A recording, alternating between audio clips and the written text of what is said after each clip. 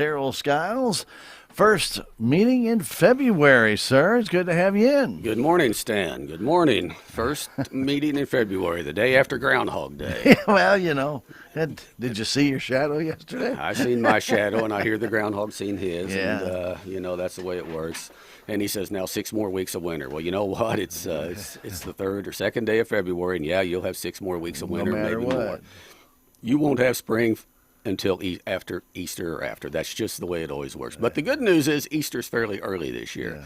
It's, I think, April 9th or something like that. Last year, maybe, I think it was quite a bit later. But you know what? You can just always expect that the weather will be pretty wintry. Now, we're going to have some nice days coming up here in February and March and next things. week's supposed to be in the 50s every day. Things will start greening up. And so, A little windy, though. See, that's what people need to understand. If it gets warm this time of year, Yep. though, Darrell, usually you have those nice hard winds to accompany it that come out of the south. So if you've got some snow cover out there still, and not many people do in our area, but I know the south of us they do. Yeah, a little warm here. You can still get that wind coming over that ground. It's going to be cold. Yep, and that's so, right.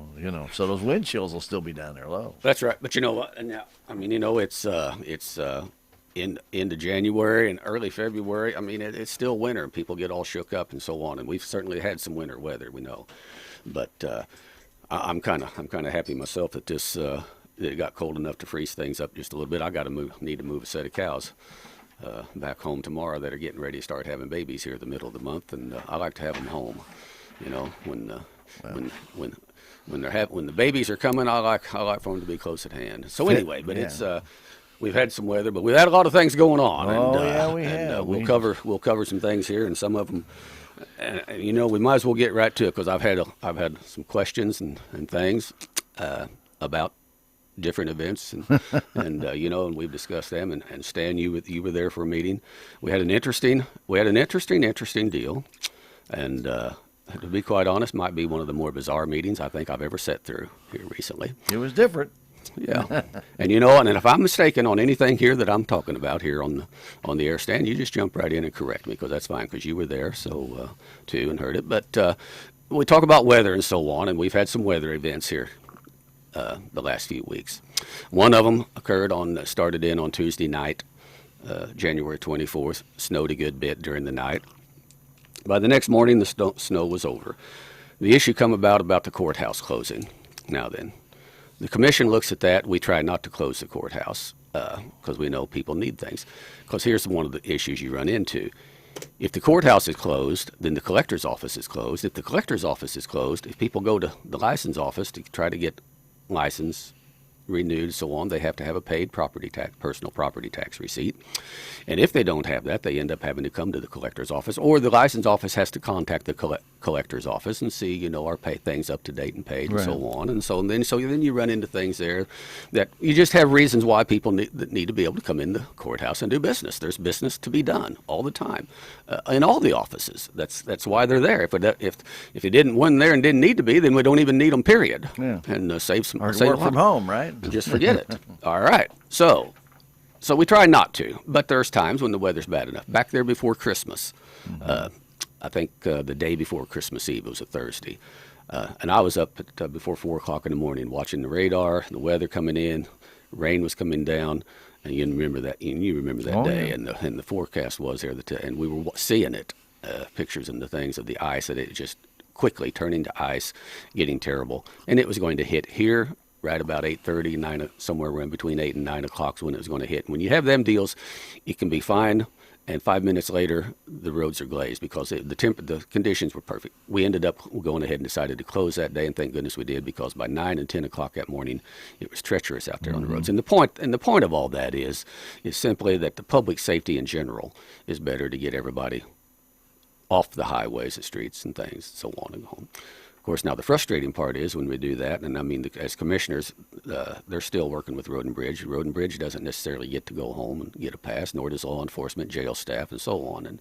And then, sometimes we'd end up closing in the interest of safety of the public and employees and things, and then we end up in town, end up having to stop at Walmart or wherever, and you find employees and people there, they're out running around town and doing things. So you always have to wonder what was the whole point of closing anyway, if they're going to get back out and run around. So, but at any rate, we did do that there back before Christmas. This event on the 24th, that happened on 24th and the 25th, the snow by next morning had ended. The snow event itself was over, and we talked about it. One of the commissioners had been out as early as 4 o'clock in the morning on the highways and driving. The main highways coming into town were much better. Some of them still wet and slushy. The highways actually Highway 32 going east towards the mines were still, slushy and wet. Coming on 32 during the night, there'd been a lot of slide-offs and things that occurred because it got pretty bad pretty fast. But otherwise, the event was over. The highways were getting better. 72 was simply wet. So we made the decision we weren't going to close, and I had a crew up here at the courthouse by daylight, getting the sidewalks and things cleared off. So at any rate, and then I found out from the custodian that all the office holders had decided they weren't coming in anyway. So nobody came to the courthouse that day. So that's fine, and that's the prerogative. That's up to every office holder to set their hours to come in and so on. But the policy, and I think this is pretty lenient. The policy has been that if we close the courthouse, employees then are allowed to be compensated as if it was a holiday. That's if we close the courthouse. Now, in this instance, the commission didn't close the courthouse.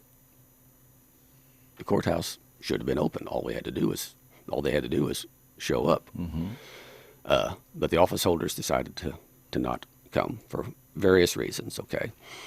And part of that was due to sickness, part of it due to some employee south of town, power was out at their house, didn't want to leave, and that's fine, no problem there, no quarrel, quibble at all. But the fact is, under the policy existing that had been out, and never heard a single qualm from any office holder about that policy. The policy, was if we close the courthouse, then the employees are compensated for that time without having to use a sick day, comp time, or vacation day, whatever. So it comes as a surprise last Monday morning when I found out a couple of office holders, though, had turned their payroll in, and that was day for payroll, with their employees to be compensated as if they'd been working at work and not have to use a sick day. Other office holders turned their payroll in using a sick day or following the policy. Our employee, who's a custodian, I've approved that, and that our employee feel that was required to use. I don't remember if he used that employee chose to use a sick day or comp time. I think maybe comp time. They all sometimes have a few hours comp time that they accrue for various reasons, whatever. But at any rate, follow the policy in that. So the commission had quite a discussion about it, and some office holders weighed in and weren't very happy that we were even having the discussion. I guess, I don't know. It turned into just an amazing discussion. The commissioners decided to go ahead and just pay everybody regardless of policy. And so that's where it ended up. Now, amazingly, and Stan, you correct me if I'm wrong, some of the office holders then maintained that, well, because the commissioners, one of us commissioners, or the custodian didn't come and unlock the doors, then the courthouse was really closed. And it's the most bizarre argument I think I've ever heard coming from, because every one of these office holders have keys to the courthouse. They come in all the time. So there's times when the custodian is sick and can't be at the courthouse that day. Never in my 16 years am I aware of that a commissioner had to come in and unlock the doors to the courthouse so it could be open, ever. And yet, am I wrong, Stan? Wasn't that argument put forth? That was that argument was thrown out there, and then that the courthouse was closed because the commissioners didn't come in and unlock it. Absolutely bizarre, and I'm having to temper my thoughts on what that argument was here to call it bizarre. But at any rate, that was one, and so that dog don't hunt. That's for sure. Every office holder has a key to the courthouse. The courthouse is supposed to be open at 8. Any office holder that gets there, I'd always assume that the first office holder that gets there or the custodian, whoever gets there, unlock the doors. I can't imagine why that assumption doesn't work.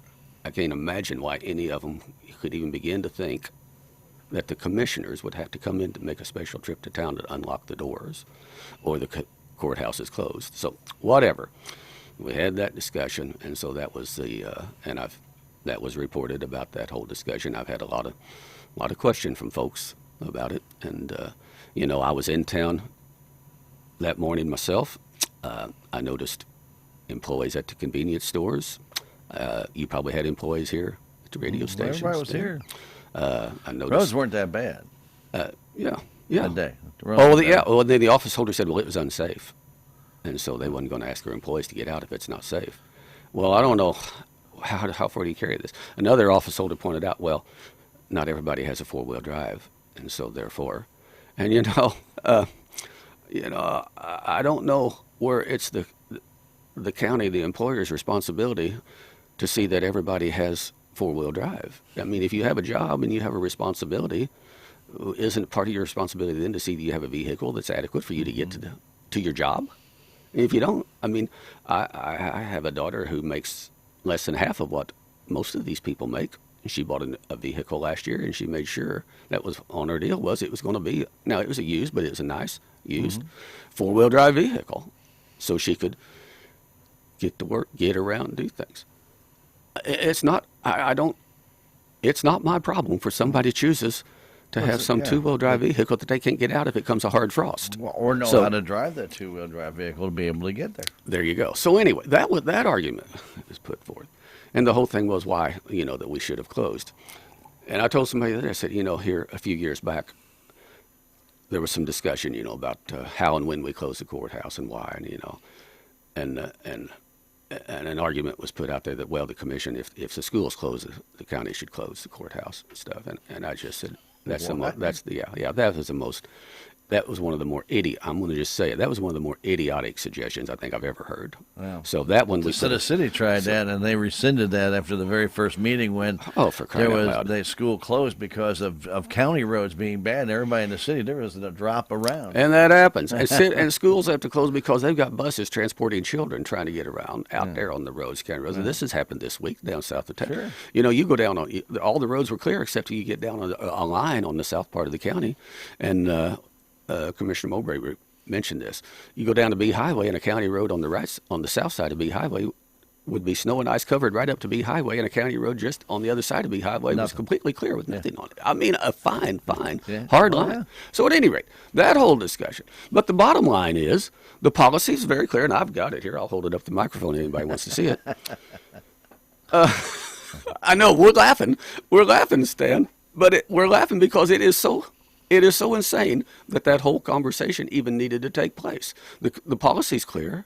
Nobody bothered to come in any time here in the past year and say, now the policy for years had been, before last year, had been, if the courthouse closes, nobody gets paid without using comp time, sick time, or vacation time. That's just the way it is. And then you know what? Out here in the real world, that's the way it is. Just a little bit ago, I had a conversation with somebody. That's the way it is, folks. It's the way it's been. There's still some people I help with some things, but I don't get paid if I don't show up to do it. Well, you just don't. Your people come in here, they got you. I don't know. And I've talked to a person the other day that works at Walmart, and he said, well, if they can't show up at work, they have to use accrued time to get paid, which is the way it should be. And so I don't know that whole conversation is the most bizarre, one of the more bizarre meetings I think I've ever sat through. And in all my years, I've never heard the argument that the commission or our employee has to open the courthouse or it's closed.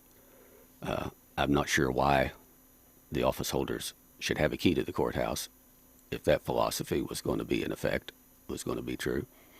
Shouldn't have one. But that's silly. They all have keys. They come and go.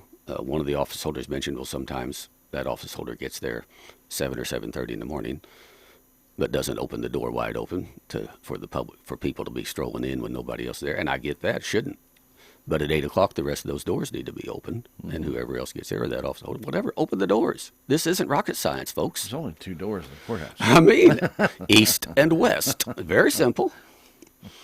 I don't know, Stan. This world today is just amazing of this somehow or another entitlement to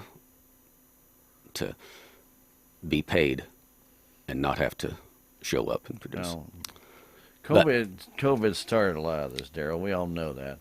And then everybody started relaxing the rules, but it doesn't change the fact that and the only thing I'm sitting here listening to, if there's a written policy, why is there even a discussion? Exactly. You know, if it's already written and every one of these office holders has agreed to this, and that's the only thing I could think of. If they've all agreed to this and nobody's said anything about this let me back up. As far as agreed to, we didn't call everybody in and sit down, hammer out a deal. You know, there was a complaint last year because we closed for 3 or 4 days about the impact this had on office holders or on employees who were starting out at the lowest end of the payroll thing, having accumulated sick hours, so on, and this was terrible and hard for them. And so that's when we did change it. I had a reservation about it because in my world, you show up for work or you don't get paid or you use. You know what? You work for a while and accumulate some sick days. You guard those. Those are precious days. Don't just use them frivolously. You save them for sick or for occasions like this. Mm-hmm. But the commission changed it. Okay, we changed it so that even if we close the courthouse, then they get to count that as a paid holiday. But all office holders were made aware of that change. They were sent the deal. They knew the change had been made. Did they make any other comment about that change? Okay. Not one came to say, I think they should be paid, even if you don't close the courthouse and I just decide to stay home and tell them stay home. Not a one. Which, if they'd come to us with that last year, we would have laughed them right out of the meeting room to think that you're going to pay them to stay home, rather that you get to decide whether it's safe or not, and therefore you can tell them stay home and we're all getting paid. No, that dog don't fly either very good. But here's the rest of the rub on this, Stan, okay? So these office holders, their employees didn't come in to work, okay? Some of these office holders think their employees should be paid. Okay, well, now what about those employees who showed up for work? Mm-hmm. You have road and bridge. You have jail staff. You have the law enforcement staff. You have the 911 dispatch and so on, okay? You have all these people who showed up for work without even question. They showed up for work. We actually had one employee at Road and Bridge who did not show up for work and couldn't for whatever reason, and had to use a sick day to be compensated for that day. But in this argument, it's been, even when we adopted that policy then last year there, that if we close the courthouse, everybody will be compensated the same. Then it came up, what about those employees, though, that end up showing up and working while everybody else gets to sit at home? Then it was settled then, well, yeah, that's a good question. They're entitled to 8 hours extra comp time to be awarded for the time they put in, which means then somewhere down the road, they're taking off time when we need those people working, but they're entitled to that comp time. Or if they leave our employment and go somewhere, then we have to cut a check for all those hours of comp time that they have accrued. And over on the law enforcement side, they don't have time they're constantly short and having to work extra hours to cover all the things going on between the courts, what's going on out in the county. So they have to have people there. So when you add that comp time to theirs, at the end of the year, the sheriff ends up needing to just pay out and try to get that comp time paid up because it ends up being a huge liability, adds up on the books. And so the sheriff tries to pay that out. Well, the sheriff had pointed out then, when we do that, we've added just for that one day, just for his department, somewhere between $1,500 and $2,000 of additional expense for one day, just for one day, for people being paid, awarded comp time, because the rest of the employees got to sit at home. But in this case, the commission didn't close the courthouse, but employees were told to stay home, and they'd be paid. So all those other employees would be eligible to get an extra 8 hours comp time added to their deal. How do you square that? There's no way. It doesn't square. So that's another conversation that's yet to be had on. Again, we're going to have to go back and revisit this thing and try to tighten this up. And but it gets to be a tough deal because office holders turn in those payroll sheets to be processed, and then it comes down to who's going to enforce it and shoot it right back to the office holders. You got a problem. Either change that, or the employee only is entitled to be paid for the hours worked. If they don't put, to my way of thinking, if they don't put down for that day that was open, but they chose not to be there or were told not to come in, they need to put down comp time, sick time, or vacation. And if they don't, then they're only paid for those hours that they worked that week. It's just simple. It's very, is that complicated, Stan? No, and as being in business a lot in my life, I heard the arguments, and I'm sitting there going, okay, but I remember in my day, I had to go pick up these people and bring them to work if they asked for it. So, I mean, there was times that I actually went and got somebody that said, I can't get out of my hill. I don't have the vehicle for it. Can you come and get me, or can somebody come and get me? They weren't missing work. They just couldn't get there with their vehicle. Find somebody who has a vehicle. There you go. And that's what they did. So, I mean, times have changed, Darrell, where people think that, well, I have an excuse. I don't have to go to work. It doesn't work. And don't take much of an excuse. Just you have no excuse. There is no excuse. Now, I'm not going to get. There was other discussions that were in there about different things with hours and things of that nature. That's a fine line, and that needs to be. And it was all separate issues from the issue at hand.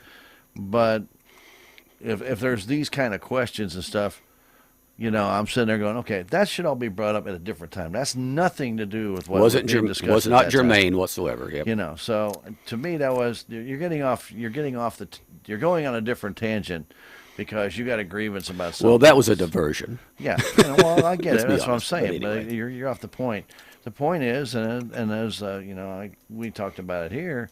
I said it's sick, vacation. I didn't even put comp up there or work. You have a category. There has to be an X in one of those spots for every day you work. If you don't work, you don't use that day as a work day. You use vacation or you use sick. That's as simple as it is. That's the way it is here. You don't get, weather's bad. I can't make it in. Walk. Yep. If you need somebody to work for you, that's great, but you're not going to get paid. Yep. So, I mean, it's not complicated. It really isn't. It's not, and unfortunately, the office holders have the right to do what they want to do with their employees, and that's the kind of the problem here. To a point. But my thinking is, and Darrell, I'm not a commissioner and I'm not an office holder. I said, but the taxpayer doesn't have the option to say, wait a minute, I'm going to hold that money back because you're not showing up. I still got to pay my taxes. And that's right. You decide you elected not to come to work, but I still have to pay you? The taxpayer should be saying this. Yep. Anyway, more to come. We'll have to we'll look at the commission decided to just go ahead and pay everybody, regardless whether they showed up or not, and that we'd revisit the policy thing, and we'll have to revisit it. At this point, I'm not sure how you revisit or how you amend the policy to satisfy some of them without saying nobody ever has to show up for work and they'll still be paid. And I'm going to tell you how I'll fight that tooth and toenail. But we're going to have to revisit it, and we'll. Well, when you start mentioning how that decision affects budgets, that should have the major impact on it. On everybody, it should affect your budget, and especially in law enforcement, road and bridge, and things. These people, they've got to be out there. It's not an option. It's not an option. No, but I've never heard one complaint from those about showing up. No. It goes back. That particular day, we live 12 miles from town. My wife showed up at work. And I go back years ago when my wife, Marianne, most everybody listening probably knows her, when she was manager at MFA back in, I forget what year it was, 2000-something, during the night. This was 2 days before Christmas, I think it was. I think we got like right at 20 or 21, 23 inches of snow that morning. And I know, and I measured several places, and it was deep enough that I was pushing snow with the front bumper of my 1-ton truck. But my wife got in her rig, and she was the first vehicle to break through the gravel road all the way to CC Highway, the first vehicle to go down CC Highway, and the first vehicle to go down H Highway to Salem. And it was at work before it was time to open the doors. Didn't wait for a board member to come in and unlock the doors, and didn't complain it shouldn't be. And employees showed up for work, some who couldn't make it. Then, they had sick day, whatever. I mean, that was it. It was just altogether different attitude. and things and work ethic. I don't know how or why we've lost that, but anyway, that's where we're at. I had at that time we had a young guy working here, a high school student actually, and they lived over on Center Street. Well, he couldn't get his vehicle out. He walked in 20-inch snow. Yeah. He walked to work. Oh my goodness, was that safe? Well, I don't know. Maybe he had a sled. I don't have snowshoes. But anyway, he walked to work. And he was here. And I was shocked he was here because I knew that he didn't have a vehicle that could drive through that snow, but he walked to work. When I was in high school, I had a two-wheel drive car. We got a horrible snowstorm in January. And I put a bunch of wood in the trunk of my car, and and matter of fact, before winter, right at the onset of winter, I put some really stout, good gripping tires on the back of that car, and I put a bunch of wood in, and I had a job. And you know what, Betty, I headed to work. You were able to get there, yeah. And I plowed through it. And I'll be honest, I finally was able. I had to go about 12 miles to get to this job, much of it on County Road. And I finally ended up buried and stuck in a snowdrift about a half mile from work. And I worked for George Barnett's at his farm, and he had to come down with the tractor. I walked from there on to work, and we later went down with a tractor and hooked onto the car and got it pulled out of the snowdrift. But that evening, then I jumped in there and I headed back home. People, used to be if you had a job, you felt like you had a responsibility to show up. Where you weren't going to get paid. Exactly. I think that's where it ends. There you go. So anyway, but I've been asked about it. It come out. I've been asked about it at different times. So I thought, you know what, we need, and I don't use this program to throw rocks at anybody, and I'm not going to. But it is an issue that came up. It's an issue we had to deal with, as bizarre as it was, and it's an issue we'll probably have to deal with here at a future meeting in regards to policy. But in the end, if we have it, then the office holders need to understand it's policy that's in place. What do we do? How do you enforce it? If the folks taking care of payroll won't shoot that back, then in the end, the buck does stop with the commission. Would the commission be put in a position someday of having to inform the bank that all funds are to be held and no funds dispersed until further notice, until we get the matter resolved? I would hate for us to ever get to that position. I would hate that. That would be ridiculous, But at what point do you just allow the funds to be put out for people, to be given out to people who haven't performed the service? Well, I know some major corporations, they have policies like that, and they make every office holder sign them.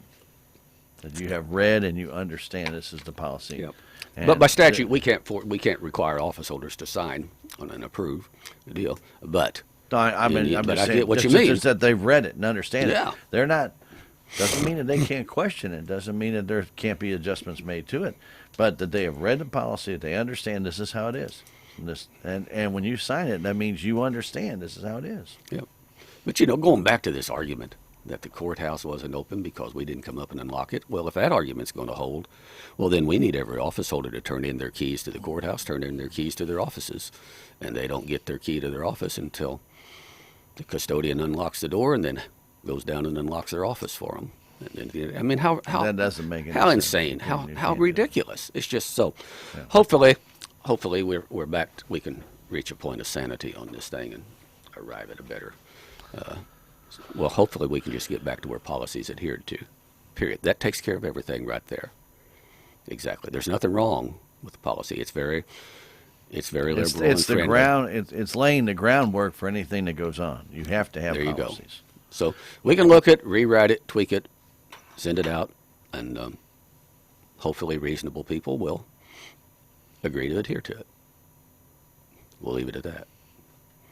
Okay. Go for now we'll move on. In the same meeting, we had a budget hearing, right? Yes, we did. Yeah, yes, we did. sir. And I've got the budget here. I know you do. The complete budget. I got a piece of it. I'll hold it up to the microphone so folks can see it. There you go. Nice, big, thick budget. What, about an inch thick? Something like that? Yeah, I'd say a good inch thick. Matter of fact, I've Maybe been a back little and bit forth through more. it till I've almost worn the front cover off of it. I was going to say. The budget is actually a total of 28 separate funds. And I didn't really make a lot of notes as far as on the budget itself. I mean, all the funds, we ended the year in pretty good shape. And again, though, when people say, well, you've got all this money, well, yeah, we ended the year in pretty good shape. A lot of that is due to the fact that we've had all this ARPA money come in. Mm-hmm. We've used ARPA money to great effect for helping a lot of different entities and things, but we were also able to use that money to go ahead and replace lost revenue, to replace, to backfill payroll, paid out and different things, and we've done that. There's extra money showing up there in those balances as a result of those things there. However, there's still a $933,000 debt owed. That's right, to Department of Revenue. Yeah. That is still sitting there. There's also included in the budget provision to get work done on the courthouse. That was a $1.6 million bid for that work.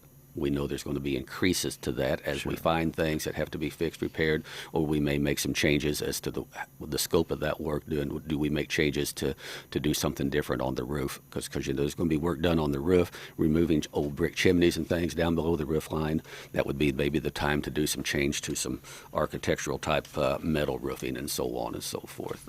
There's a lot of different things, but overall, it's a good budget. It's workable. And for GR, LEST, Road and Bridge, and so forth. And I don't know, Stan, if you got questions, we'll dig into them.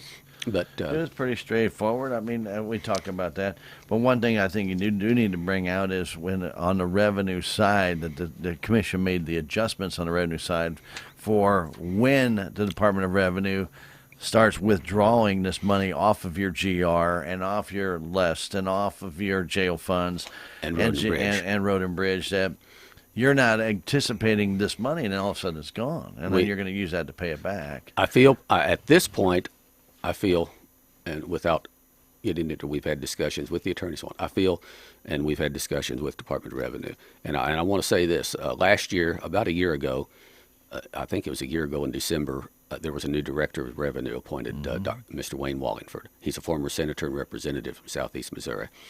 Everybody that's ever dealt with Wayne Wallingford would tell you he's the kind of guy that you come to him with a problem, if there's anything he can do to help, he would do it. He would bend over backwards, he'd do it. Since he got in there and we've gone to visit with him, he's always made the deal, been apologizing for what had happened because it was Department of Revenue's problem and created, and that he would do whatever. So he's been committed, and Department of Revenue, he's pretty much been very committed to help make this as painless as possible, or reduce the pain. I don't want to say painless because it's still painful, but I really Maybe feel a like scratch instead of a full length cut. There right? you go. There you go. Well, it's a Well, I scratch mean, that bleeds for but- quite a long time, rather than just But it's slice not a as major deep where artery it right could, now. it could affect So you at any rate, drastically. I feel we're going to finally end up with a settlement that is much less painful what it should have been, and is going to result in reduction of revenue. And so we did include in the budget a reduction of revenue in those funds that would be affected. That should cover that if it goes as I do expect right now that it will. And I think within the next month or two, I think actually before this month is out, I'm fairly certain we'll have that back from them, signed, sealed, and ready to get that process going. And we did make those reflections on the revenue side of the budget. Right. I want people to know that.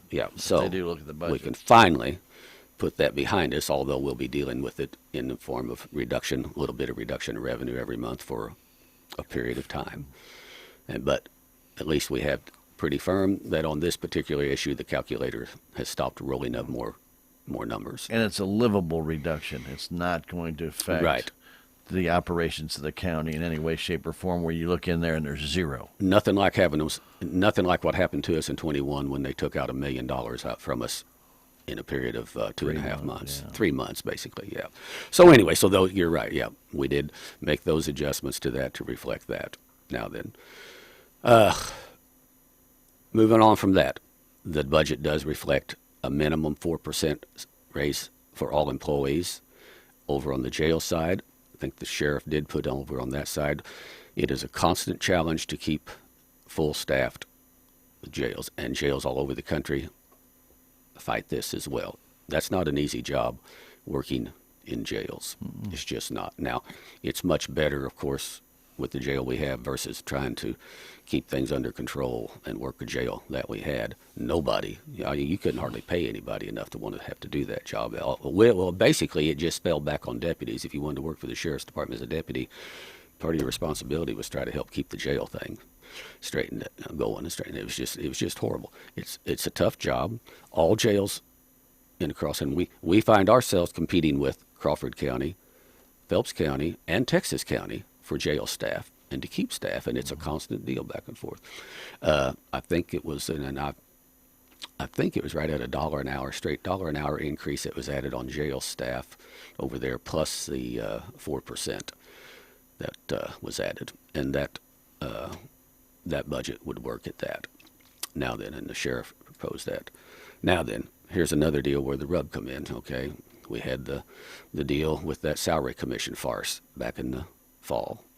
And we talked about that before and won't go into that anymore. But the office holders were passed a deal that they wanted a 4% salary increase. Well, what that amounted to, there's also then, on top of that, though, because personal property tax valuations went up in the county, then that threw the county into the next level by statute for roughly a 1% increase in salary for everybody due to that. Then when you add if you add a 4% salary increase on top of that, then that actually ends up amounting to a little over 5%. For one office holder, actually ends up being a little over 10% salary increase over the previous year's budget in total. And what that does, and we talked about this, but in the end, this is up to the commission to make that decision, and whether to grant that full 4% or what have you.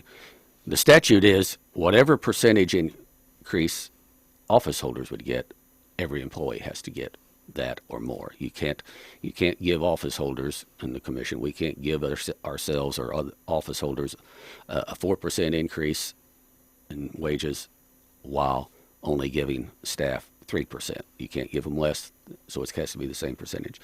Nobody has a problem with how much the employees were getting. Frankly, I wish we could have gone ahead and increased them a little more.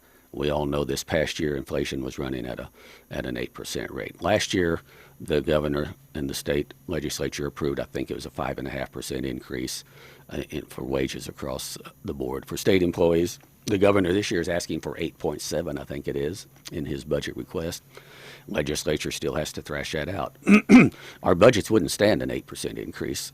I think the state budget will either, because they're using ARPA money to pay that last one. Exactly. And you know, what you do this year, then you have to live with next year, the next year, and the next year, and then down the road. And so there's a great concern, I know, at Jeff City, because I've been up there several times the last few years. There's great concern at Jeff City about how much money they're spending based on all this fun, we call it funny money, but money that's not always going to be there. So at any rate, in our budget, it did include a 4% for all employees, plus in the one instance there, $1. But the budget that was put out, and we had quite a bit of discussion about this before the tentative budget was put out, it did include a 4% raise for the office holders. I've thought about it, and I thought about it, and I couldn't. As I thought about it, and I done the numbers, and I figured out, for those main office holders in the courthouse, that 4% on top of what they were already getting amounts to a total effective raise for the year of a little over $2,400. Well, we got between 30 and 40 employees, Stan, that are making somewhere $15 to $17 an hour. Well, for those employees, then they end up getting about $1,200 to $1,400 a year raise. And you were there. I suggested if we would roll that raises back for the office holders to 2%, the 2% plus the 1% they got because of the assessed valuation change would end up giving them about a little over $1,400 a year raise as well. Put them back in line with the same raise as employees. That didn't sell, and nobody was interested in doing that. So anyway, the budget was approved to leave it at the percentage that was in the tentative budget, so the office holders would be getting the $2,400 raise. And now, by the way, for commissioners, it figures out to around between $1,600 and $1,700 raise for the year. So anyway, the budget was approved. I voted no. It's the first time I voted no voted against approving the budget since 2007. I voted against approving the 2007 budget because there was some serious question about dollars that were in the budget that nobody could figure out where they were at. And I wasn't very happy at that time about that. This time I voted against it because, frankly, I'm embarrassed to get a bigger raise than these 30 or 40 employees that are told to they should be happy with $1,200 to $1,400 when the rest of us get $1,700, or most of the office holders get $2,400. That's it. It was and to be honest, I ruminated and I prayed about it, and I just couldn't, in good conscience, vote for a raise for myself or for the other office holders of that magnitude, while the other office holders or other employees are told they ought to be happy with $1,000 less a year than most of the office holders. So anyway, but we approved the budget and we were able to go on and pay bills. So I've been asked about that as well. And I think most of the staff know I very much support our staff. I wish I would very much like to have, be quite honest, I'd have been perfectly happy. I knew what this job paid when I signed up in February and ran for it. Mm-hmm. I would assume everybody that signed up to run for the office knew what it paid as well. I didn't hear anybody complaining bitterly during the campaign that their wages were too low and unacceptable. I would have been very happy for us to have left our wages right where they were at and give the employees an extra 0.5% or 1% raise. But, the budget can only stand so much. And again, what we do this year affects every year then on down the road. So it'd be pretty hard down the road to turn around and say, well, now things are a little tougher and we're going to have to take we're going to have to reduce your pay. I don't think that'll ever happen. One of the things, Darrell, and I know a lot of people out there understand this, but some people don't. The county pays employee insurance. Yes, 100% we pay. Right, okay. And they also have a deductible policy where they actually pick up a deductible off of each employee up to $2,000. They reimburse them. We will pick up basically almost half or more of the deductible. Okay, so they have that program. Plus, you still have to pay Social Security. You still have to pay retirement. You still have to pay. If you give somebody $1 raise, it's not $1 raise you give them. You give them $1.55 raise. So it's a lot more. That's the total cost. Right. Mm-hmm. It's a lot more than people think. Right. And that's the cost of doing business. And that's what, when somebody says, well, it's just $1 raise, it's not just $1 raise. There's taxes that go to it, and there's other pieces that are a part of that with the insurance and retirement, et cetera, et cetera. So there's a lot more to it than people may say, well, it's just another $1 more an hour. No, it's not. It's a add another 50 cents at least to that dollar, and in the case of a 4%, you're getting, I'm thinking you have almost another 1% in taxes, retirement, etc. when you start looking back that. Mm-hmm. So those raises affect the county budget in every department, not just one. That's right. In every department. Now, as you mentioned, there is liquid fund. It's a liquid budget, so you have funds. But as you're saying right now, what happens if some of these sales taxes dry up? What happens if things aren't as good as they should be in the next few years? Office holders knew I was opposed to them to us all getting a 4%, and one of the office holders said, "Darrell, look how much money the county's got." At that time, $6 million are sitting there. Well, but you see, a lot of those monies, like that money that's sitting in the jail trust fund, that money can only be used for paying the bonds on the jail, and it was set up so that it would build up a higher level at the front end, and at some point, and then equal, and then as sales tax revenue increase, so there's all these different funds, but you can't look. I don't look at them funds and think, I want some of that. I want some of that. No, you can't do that. But at any rate, I was asked. You can do it, but it shouldn't do you any good. But I was asked by an office holder, look at all that money sitting. I said, how much is enough? Well, Stan, my answer to that is, you tell me when the next disaster is going to hit and how much it's going to cost, then I'll tell you how much is enough. Sure. I'll tell you this. You ask the city of Joplin, you ask the county of Jasper County down there where that tornado went through a few years ago in May. If you would have asked them, or the flood in Wayne County. There you go. If you would have asked them a few days before you know, are you pretty comfortable that you have enough funds and everything's good? Well, I think most they would have said, yeah, oh yeah, yep, things look pretty good. You'd have talked to them the next day, they're wringing their hands and wondering and trying to, and thank God whatever they were sitting on they had, just like us. Thank God we were sitting on some money back there when the Department of Revenue thing hit us to the tune of $1.5 million. Or I've had commissioners of other counties, when they heard what happened to us, would have said, who would have wiped us out? We'd have just had to tell Department of Revenue, there's the keys to the courthouse, it's yours now. We're done. We're out of business. You can't do so. Don't look at it because there's a pile of money there, because if you start doing that, we know entities that have all of a sudden thought they were pretty flush here over the years, and all of a sudden, holy crap, we got to make some major cuts and can't figure out how we got there. Right. And this is serious business. And this deal over the raises, it's not that our office holders aren't deserving of it. I had somebody said, well, how come you don't think we deserve a raise? It ain't because they don't deserve a raise. My problem is the justification. How do we justify some of these things? And how do we justify them comparing to employees and other things? Oh, yeah. And when I balance it, I'm one, and that's fine. I respect the vote very well. I have no problem with the other commissioners that voted to go ahead and approve the budget. We had to get a budget approved, and on down the road we go. But if you want to know why I voted no on it, it's because, quite frankly, I'm embarrassed to get a raise. It's more than than those employees, And I heard the argument was, look at inflation. Inflation's 8%, and this is costing us more. Well, you know what? I'll guarantee you that 8% inflation was costing those employees making $30,000 a whole lot more than those office holders making $47,000. And not to take away from them, but that's a fact. Inflation hurts, and that's the part I hate about everybody. That's the part I hate about when you start doing a flat across the board. Percentages don't work. Percent. Yeah. Then it goes back to the deal. Well, then the rich get richer and the poor get poorer. And back years ago when I was on school board, we struggled with this. And bless her heart, we had a superintendent at the time when we were looking at doing across the board percentage salary increases for everybody.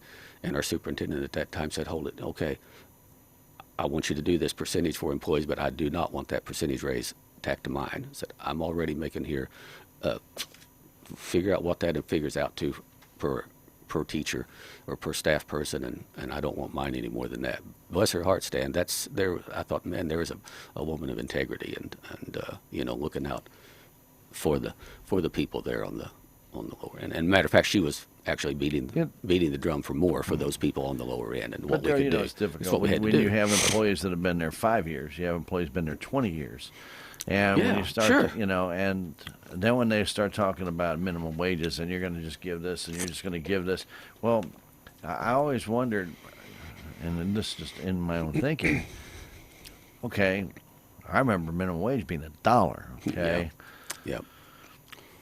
If you raise somebody, and let's just go back to $1, make it simple. Let's say I worked for 5 years, started at $1 and got up to, say, $3. I've earned that $3. And then they come with a minimum wage and say, it's going to be $3.35 now. You're going to get a 35-cent raise. Great. But the guy who's starting out where I did is going to get $3.35 and doesn't know anything, has never earned any raises, hasn't done anything, and he's going to get the same pay, and I'm going to get a 35-cent raise. He's getting $3.35. There you go. Is that fair? And does this person know what I do? And guess who's going to have to train this person? The same person you're only giving a 35-cent raise to. Yeah. So you wonder when they start talking about minimum wages. This is a problem I have with minimum wages. First off, the public should never vote themselves in a minimum wage. Why should they? They're not paying the taxes. They're not paying anything. And I really agreed wholeheartedly that should be thrown out because it's like any employee giving themselves a raise. Okay, I know I don't like it when the legislature gives themselves a raise up in Washington. Why should they give themselves a raise? Or Jeff City. Are they doing a great job? Nope. Should they earn a raise? Nope. Shouldn't the people vote them a raise? That should be how it's done. And here's what's frustrating there, Jeff City and Washington. Bills get passed for spending, and they include things that a legislator just almost can't stomach. But he ends up having to vote for it because the overall package, man, I hate this part of it. But listen, I would love it if the legislature would give presiding commissioners line item veto in the budget. Now, Yeah. I say that tongue in cheek, but it ain't never going to happen. But I can guarantee you, if it happened, these budgets would look a little different. And of course, then we'd really have some things a little bit different. But at any rate, but it does. You end up. It's like, well, you got a whole. Now you end up having to swallow the whole nasty thing because there's stuff in there that's good, and therefore you have to swallow the whole thing. And that's where I was at here. Yeah. You know what? I can't vote for the whole thing here with this issue here on salaries. 99% of the budget you were fine with. You Oh, absolutely. You know, Absolutely. It was all negotiated out very well, and it's a very solid budget. And but we spend a it lot just of time and hours on it. Yeah. Yeah. But as I was getting back to those points, Yeah. that increase in pay has those other intangible increases that go with it. And this is what the people don't understand. This is what I didn't understand, how they allow them to vote themselves a raise. Where does that company get that extra money from? So as soon as they raise the minimum wage, and I've pointed this out, when it went from $3.35 to $4.25, that doesn't sound like much. 75 cents to 95 cents an hour doesn't even make any sense. That's not even going to faze anybody. Well, as soon as they do that, every other price that's associated at McDonald's or any other location has to go up in relation to that. So what's the buying power of your dollar? It is less. Mm-hmm. It's less. And Yep. I can show you through history every single time that they've done this. And when I went to college, I remember we did a dissertation on this. They said that people who do economics in Washington, D.C. are probably the dumbest people in the world because they feel that is going to be an economic stimulator, and it actually works in reverse. Yep. Because the cost of shipping, the cost of the product, the cost of everything else on a dollar increase actually ends up going up almost $2.50 total. And where were you just a year ago when you were at $3.35 to $4.25? You were in better shape. You could buy more with that $3.35 than you could with the $4.25. And it has been proven all the way through. And we still have economists in Washington, D.C. that still say we need to pay people $20 an hour. Well, you want to know why your electric bills and everything else go up? Because everybody, when they force this on you. Now, I'm not saying if I want to give somebody a raise of $2, and I know that and I can afford it in my business, or you, like you're saying with the county, if you can afford it, and you know this, you budget it out, we can afford that. And everybody deserves it. I'm not saying that they don't. People do deserve more money. But how am I going to raise that money if I have to sell more to pay those people? So here's what ends up happening. We lay them off. Yeah. I can't afford that employee, so now I have to lay you. I'm sorry, I can't afford your salary anymore. But in the county's case, we can't sell anything. No, that's what I'm saying. So now we can raise taxes a small amount on the property tax side for general revenue. We took it down to zero before because revenues were sufficient. Yeah. But we could be forced to have to turn around, depending on how the economy goes and what happens, to go ahead and put that back. We actually have I think it's up to around 10 or 11 cents that it actually could be, and we've kept it at zero. Nobody really pays any attention to that. They only pay attention to the taxes or they pay. 3.5%, which it was 3.5 is what it was for a long time. Yeah. So, But But you see what I'm saying? Absolutely. It's these other costs that people don't think about because I only worry about me. Well, you can't just worry about you because the way I look at it, if I want to buy gas, and you got to be, let's say it was $1. I remember when gas was $1.05 here forever, and it didn't seem like, oh man, we went all the way up from 60 cents to quickly to $1.05, and then never. I remember gas at 19.9. Well, yeah. Well, I'm really going back. Yeah, I'm really telling. I know you do, and I remember it as low as 29.9, but I don't remember 19.9. Yep, well, my dad told me about it when it was 7 cents. So oh my gosh, So anyway, but what I'm saying is that when you start to add on these little increments that don't sound like much, but you add on for everybody. Yep. And all of a sudden, that money has to come from somewhere for you to get revenue to pay that person. Where does it come from? And that's a conversation we keep having in Jefferson City when they keep talking about things that are unfunded mandates down on the county, and we go, stop it already. My gosh, you're killing us with that. Just like jail per diem, which is basically reimbursement from the state for prisoners held on state charges. Right. The state's supposed to reimburse us. Well, first of all, we never get reimbursed for all the days they spend. When I went in office, they were reimbursing us to the rate of $19. By statute, they would reimburse us up to $37 per day, but it's subject to annual appropriation. In other words, annually they change it. or it's subject to their set it. Well, they don't give you enough money to cover. Right now it's everything. $22. I think $22.50 or 58 cents a day. It's never been, I don't think, any higher than that. From over 16 years, gone up all the way from $19 to $22. Do you know if we have a prisoner that's being held on state charges, but because of a conflict of interest or for whatever reason, we can't go ahead and house them in our jail, and this happens. You have to house a prisoner out in another jail. Right. We will pay that county $45 or $50 or $55 per day for every day they're housed, regardless of whether they're found guilty or innocent, regardless of whether they go to the Department of Corrections. State will only reimburse us now $22.50 something a day, only if they are found guilty, and only if the judge actually sentences them to get on the van and go to the Department of Corrections. If they get probation things, then next thing you know, we can end up with a big fat zero. But we'll pay that bill. And you know, we had the case of a trial for a guy that committed a double murder here in Dent County, and he sat in jail, and we couldn't house him here, and he sat in jail for 6 years before he could be sentenced, before he actually was sentenced. And then he appealed. Then appealed. We had to pay for another trial, and got the same verdict. And I mean, so we have these things, and you know, here a couple of years ago, this is what really frustrates me. And this is a nice guy, and this is not our representative I'm talking about here, but I was at Jefferson City, and we were talking with legislators about something they were doing, and we was going, man, this is a huge unfunded mandate of about 20, 30, 40,000 bucks a year for these counties that you're doing. You're killing us here. And one of these legislators, and again, not from Dent County, from another county, and I know him well, and I'm not going to throw him under the bus because he's a good guy, and I might need him someday. But anyway, this guy, he slapped me. He said, Darrell, don't worry about it. He said, it's just tax money, and there's plenty more where that come from. And he slapped me on the back, and down the hall he went. It's just tax money, and there's plenty more where that comes from. Now, isn't that insane? And I'm going to tell you, it's not my philosophy, and it'll never be my philosophy. And you know, I've thought about that every time. You know, but that's where we're at on this, and it's what frustrates me sometimes when we, you know, even on a local level, that nobody seems to worry about. You know, what's this going to be? And nobody really seemed to care that they were getting a $2,400 raise, while some of our employees, who show up at work every day, by the way, were getting $1,300 raise. And you know, it makes me think of the story. You go back to the story of Marie Antoinette, you know, the Queen of France, who was drinking the finest wines and eating the sumptuous meals, and she was reminded how hard the people out there in her country, the peasants and the hard-working people, had it. Yeah. And her response was, "Let them eat cake."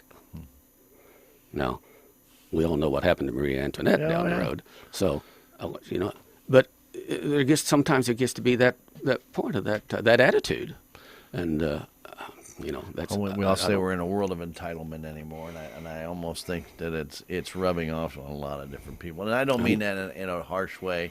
No, it's just everybody's. You know, it's a prevailing philosophy. It's just starting. Yeah, it's starting to take over how everybody thinks, and it's just. So anyway, it's just tough. But we have other stuff too. But we did get a budget approved. We got bills approved to pay, and we're moving on. And the commission will do everything we can to hold the line on expenses and get things done. We got a lot of good things going on. Well, we got CART funds that came in, and they're up a bunch. How much was it? I actually $76,865. That's over 22% over last year. Yeah. That is amazing. It is amazing. So, but you know, again, this is a deal of sign of things moving and happening and stuff going on. And you know, we more and more. You know, there is one thing that really did happen out of this COVID thing, as people were anxious to escape, and I think there was more and more people found what we have to offer down here as far as recreation, going to the river, doing some things. Well, people just found out they just wanted out of these miserable cities too, and they like it. And they like coming down and hiding out and enjoying our amenities and what we have. And you know, realtors will tell you there's a lot of interest for folks to come to this part of the country and stuff. So you know, CART funds. Of course, there is a little bit of increase in that there simply due to the increase in CART tax that the legislature passed for MoDOT, and which comes back to counties and things. So that's good because we do always look at that. I forget how much I think we budgeted $800 and some $1,000 for CART revenue for this coming year for Road and Bridge, because it is one of our major revenue streams for Road and Bridge. But we also warn people, largest. Darrell, that's just 1 month. Right, and it'll fluctuate. And it all month to depends month. on when the money's collected and sent in. So If it's really up abnormally for that month, well, then you can probably expect a little bit of correction for the previous. But overall, it's been trending up for the last several months, so that was good. And road and sales tax, I know, came in. I didn't write those figures down, but sales tax came in 6 or 8% over previous year. We're finally now to where we can compare this year's sales tax with previous year's sales tax. So that's why I say when we go back to the Department of Revenue settlement, when we end up getting there, we feel like that we're going to end up with a settlement that with the increase from year to year, that what we end up settling on will be something that will actually be very relatively painless in how it'll come out. But it took some serious discussion to get to that point and get it done. And our attorney is quite frankly shocked that we're able to maybe get to that point that it looks like we're going to get to. But we'll talk more about that. Wow. Yeah. We'll talk more about that if and when we get there.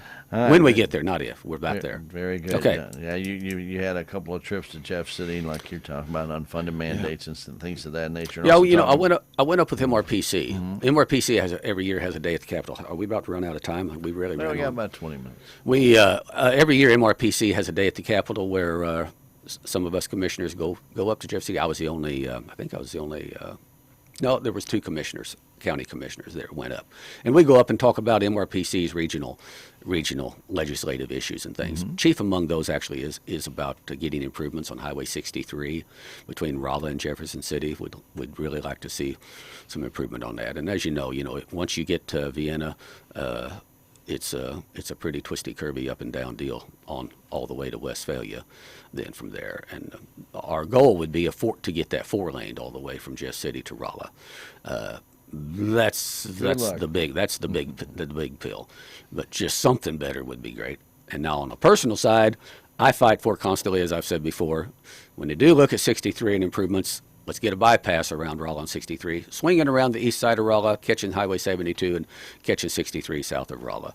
And that is a battle I'm committed to, and that we're going to keep working on that. But there's a whole lot of stuff's going to have to happen before that ever happens. You bet. But it needs to be incorporated in. And a lot of those municipalities are fighting any of that because those highways going through them are huge, major economic impacts. That's right. It is. You know what? When I go to Jeff City, almost every time I'll stop at the convenience store there in Vichy, Vienna, right there at the deal.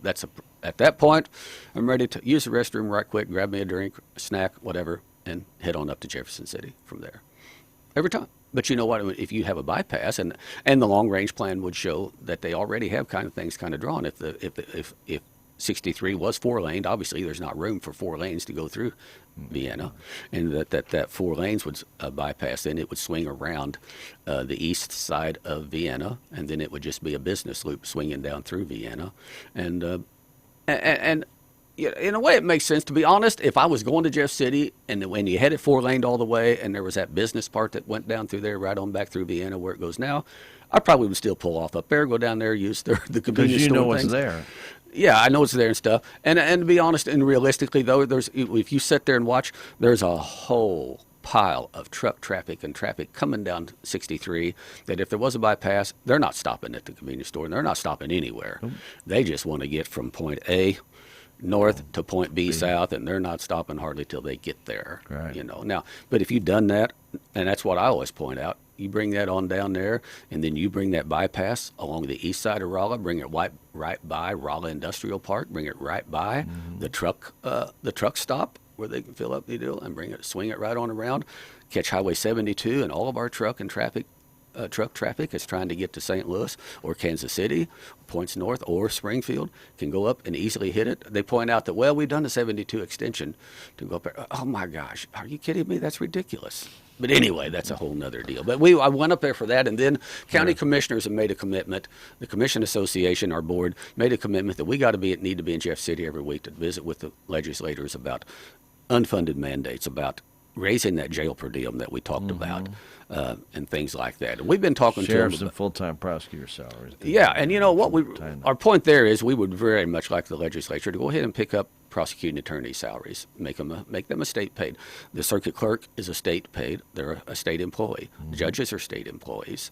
The circuit clerk staff is, other than we provide, the county provides some staff, but circuit clerk staff are state paid employees. The prosecuting attorneys should fit that same deal. And that would give us some great relief. They've talked. Some legislators have said, "Well, why are you going for prosecutors rather than sheriffs?" Since they raised the sheriff's salaries and took them to federal judges, which was a real beef, and people had and stuff. We said, "Well, you know what though, we really the commissions in the county we really work even more with the sheriffs, and the sheriffs actually seem to be more working. Yeah, they're enforcing the law and stuff, but they're also doing all kinds of other things. They're working with the commissions and things. So, whatever." But if they go ahead, but it just seems to more of a natural fit that the prosecutor would be in the same loop with the courts. They're part of the court system. And every time it's not a knock on anybody. No, and every time there's a case, it says the state versus. State versus. It has nothing to do with Denton County or nothing to do with City of Salem. State versus. So we have some interest in that. We've got a couple of senators that are very interested in looking at that pursuit, and a representative that's interested in pursuing that. So anyway, we're committed to doing that. I was up there last week. I was up there this past week. I was up there on the 25th that day, and talking about when nobody showed up for work. I was on the road going to Jefferson City. You know, I didn't realize it was as dangerous as it was, but at any rate, silly me. But at any rate, I went to Jefferson City and worked. So, yeah, moving on. All right, very good. So we had Sean Bolerjack come in representing 5K, 10K, and the color run that's going to be held in May. But it'll be held the weekend before Memorial Day weekend. Last year it was on Memorial Day weekend, but it was a very successful event. Yes. A lot of people, and people from all over the country showed up. It was a pretty neat deal. I very much enjoyed the 5K. I've called it the 5K stroll, but at any rate, run, walk, stroll, whatever you want to do. I finished first though. In your age group. In my age group, yeah. Well, you did. So how about that? If I'd have broke out of a stroll, I might have finished ahead of some of those different age You might have group. set a record time. It might have been embarrassing though. So, yeah. Very good. All right. Also, the county had to take a bid on a financial audit. By the way, I did finish neck and neck with somebody who's much younger than me. So for whatever that's worth. Not naming names. I'm not naming names either. No, so sir. We'll let that one go right there.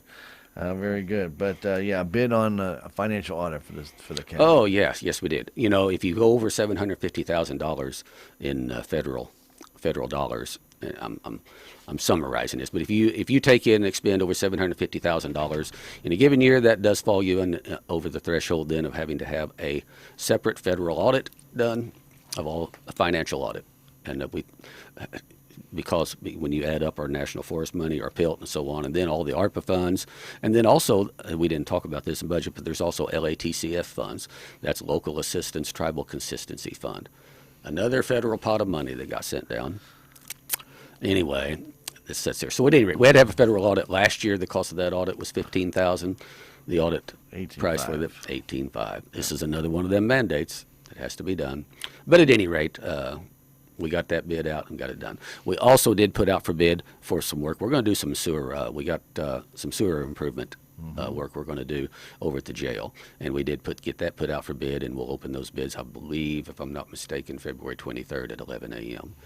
And because we're going to upgrade the pump, the lift pump that's in the sewer system over at the jail to better accommodate all the material that comes down in it. So we did get that put out for bid. So very good. Also, the commission did award after going through the budget, the Salem Nutrition Center $30,000 of ARPA funds. We did award $30,000 of remaining ARPA funds to the Salem Nutrition Center. The Salem Senior Center. That's how it's named. So they had nutrition centers for the food they operate the nutrition side, but it's actually by title Salem Senior Center is what we did. And so they had come in and asked. They were running into some budget problems, issues. This is kind of a one-time thing that we can do on this that will help. We did forward them then to get in contact with Kelly Sink over at MRPC. MRPC handles administration of the ARPA. They've done all the administration for CARES. And I want to tell you, now, and matter of fact, a couple of the office holders just yesterday, the clerk and the treasurer, both indicated how happy they were that we had done this contract with MRPC to do that, because now clerks, some counties said, nah, we'll just do it, or we're not paying regional plan. We're not paying. Well, some of the regional plannings didn't even offer hard to do it. We've got a good regional planning commission that really helps us with a lot of things.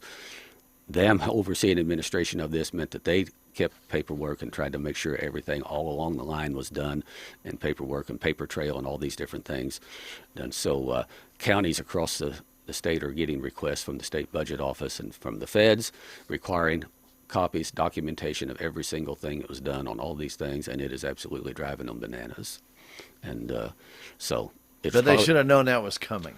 Stan, remember we talked about that when this came down, and my concern was, people were saying, well, you know what, you need to do. Well, and I'm afraid, and I'm hold that, and I hope that somehow, and I feel like everything we done was absolutely 100% in accordance with guidance and procedure and so on. I'm afraid some of these counties are going to find themselves in a world of hurt and problem, because you've heard on the national news there's a lot of focus being put on waste and abuse of the ARPA funds, CARES, and well, I tell you, there's a bunch of people in St. Louis getting nailed for that right now on payroll protection. There you go, fraudulent payroll protection. So anyway, and they're not just slapping them on the wrist; they're giving them 15 to 20 years. Yep.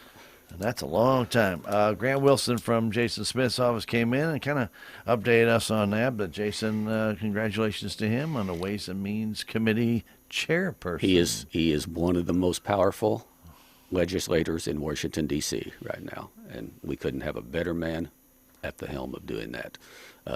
As chairman of the Senate, of the House Ways and Means Committee, that puts him in a spot to be front and center affecting legislation. I think all budget and stuff has to start there, move from there. And so IRS stuff, anything. There you go. Yeah. Great, and what an honor it is to have somebody from right here, Salem, Dent County, one of our very own, to be in that position and just does an outstanding job. And you'll see him just about any Sunday morning on the some of the national TV programs there, talking about what's happening, his views, and how he would like to see things. And great young man, and doing a great job, and couldn't be prouder. Yeah, I agree. And then the only other thing that I've got that I just wanted to mention was Road and Bridge, and the Road and Bridge guys have been busy spreading sand and salt and things, and doing what they can to help with the road situation stuff. So, like I say, northern part of half of the county, or northern 2/3 of the county, probably really was been in great shape for some time. Well, really, it was kind of funny, because the one snow that we did have, that was that heavy, wet snow, brought down a whole bunch of trees and things. Oh, man. I don't think anybody was ready for that, because it was just the weight of the snow. Right. And those limbs Branches. and trees just came down and covered a lot of roads. Yep. As the guys were going out to grade, one of their biggest challenges was getting limbs and trees off the roads first, and as they'd come to them, all day. So. And I saw that in my backyard. I come off my own. Yep. Drug a bunch out of my tree, yard. and I think, man, oh man, where'd all that stuff come from? Yep. Yeah, no fun there. It'll be a nice long day to work on that, no doubt. Anyway, we want to thank Presiding Commissioner Darrell Skiles for coming in and talking with us today. And, of course, he pays for this program out of his own pocket. Wrote a check this morning. Wrote a check this morning. Melba squeezed no it tax out of me. dollars. We were not in the budget. I remember I looked for that, and we weren't there. No. Nothing in the budget about that, and no tax dollars, no anything from the county to pay for this program. Darrell pays for it himself. We thank him for doing that, getting you a lot more detail about different things that happened, especially today. As the late, great Paul Harvey would have said, the rest of the story. The rest of the Remember story. that? Yeah. Just remember that whatever happens out that affects you personally it can affect a lot of other people, not just yourself. So when you think about things and you look at these prices, when you go pay for them, you think, how can it be that high? Start looking at these $15, $20 per hour people that are working minimally to get their job done, but they're forced now by the government to pay these things. Yep. It's just kind of crazy, because they're not working harder. They're just making more money. Right. That's it. It's the truth. Yep. And they don't have to work harder, because the government said it's a $15 minimum wage on some of these locations. And even that, they're still having And having and you difficult see finding that, people and you to work. think, And you look at some of the jobs we have people doing for the county that they're sitting there in that, like I said earlier, in that $15 to $17 an hour range, and the jobs we're asking them to do. Hey, it's all relative and comes home. It does. So anyway, that's where we're at. But you know what? Very good. Dent County, I can tell anybody, Dent County is in relatively good, sound financial shape. When you look at where we're at compared to most counties in the state, we're very good. And you know what? That is a testament to the good job that our office holders and all of us, but it takes everybody working together to see that happen. And again, on some of these issues, it's not a matter of whether somebody deserves this amount of money or they deserve more than this amount of money, but it comes back to down is in how you justify it. I have to agree with you. Very good, sir. Well, again, thank you for coming in, spending some time with us. Darrell will be on again in 2 weeks. You bet. We'll be back here, about the 17th. 17th of February. And then it'll be a 3-week hiatus because of the way the deals work. But at any rate, then it'll be after the first day of trout season. Your unofficial Springs are around the corner, but hang on tight because anything can happen in February. You know that. Stan, I do appreciate the opportunity. We've been doing this quite a while, and I do appreciate the opportunity. I do hope folks maybe learned a little more and enlightened about what's going on. And we'll be back in a couple of weeks, as you said. And until then, I do hope everyone will be safe, happy, healthy. God bless each and every one of you. And we'll leave you with this.